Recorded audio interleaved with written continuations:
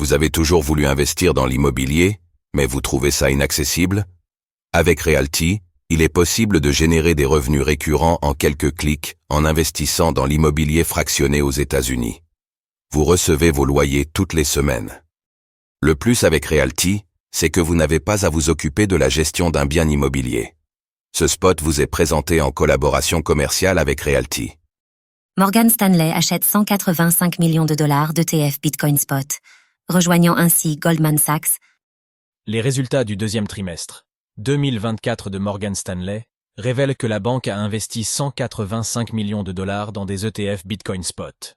Cet achat suit celui de Goldman Sachs, qui a également acquis 420 millions de dollars d'ETF Bitcoin Spot pendant la même période.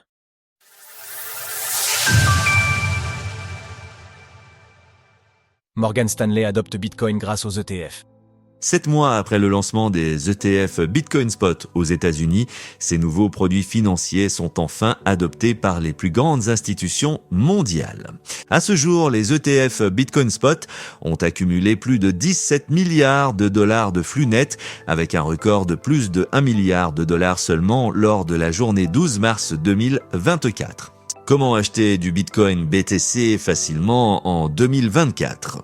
Les résultats financiers du deuxième trimestre de Morgan Stanley, la 6e plus grande banque des États-Unis avec plus de 1000 milliards de dollars d'actifs, ont récemment révélé un investissement de près de 185 millions de dollars dans des ETF Bitcoin Spot. Au total, l'entreprise possède 2778 parts du Grayscale Bitcoin Trust, GBTC, d'une valeur d'environ 130 000 de dollars, 26 222 parts de l'ARK 21 Share Bitcoin ETF, ARKB, soit plus de 5 millions de dollars, 5,5 millions de parts du iShare Bitcoin Trust, IBIT, soit plus de 184 millions de dollars. Bien qu'avec des ETF Bitcoin Spot, Morgan Stanley ne puisse pas bénéficier de la décentralisation et de la résistance à la censure de la blockchain Bitcoin, ces achats représentent l'acquisition d'environ 3150 BTC.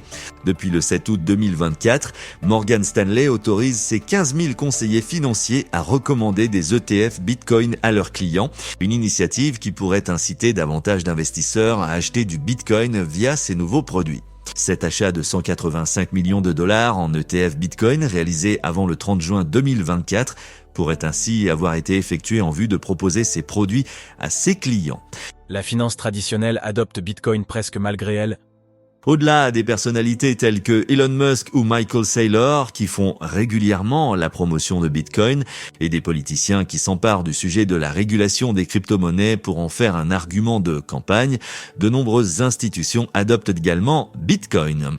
Récemment, Goldman Sachs, la 5e plus grande banque des États-Unis, a acquis 420 millions de dollars en ETF Bitcoin Spot, principalement dans l'IBIT de BlackRock et le Fidelity Wise Origin Bitcoin Fund, FBTC. De plus, les résultats financiers du deuxième trimestre de MicroStrategy ont révélé que les banques centrales suisses, BNS et norvégiennes, Norges Bank, ont acheté plus de 265 millions de dollars d'actions MSTR, devenant ainsi les propriétaires indirects de 3400 Bitcoin d'une valeur de 200 millions de dollars.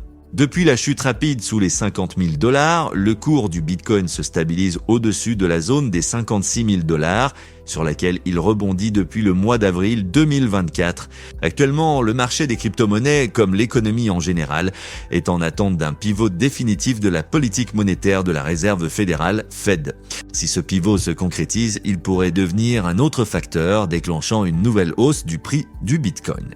Retrouvez toutes les actualités crypto sur le site cryptost.fr.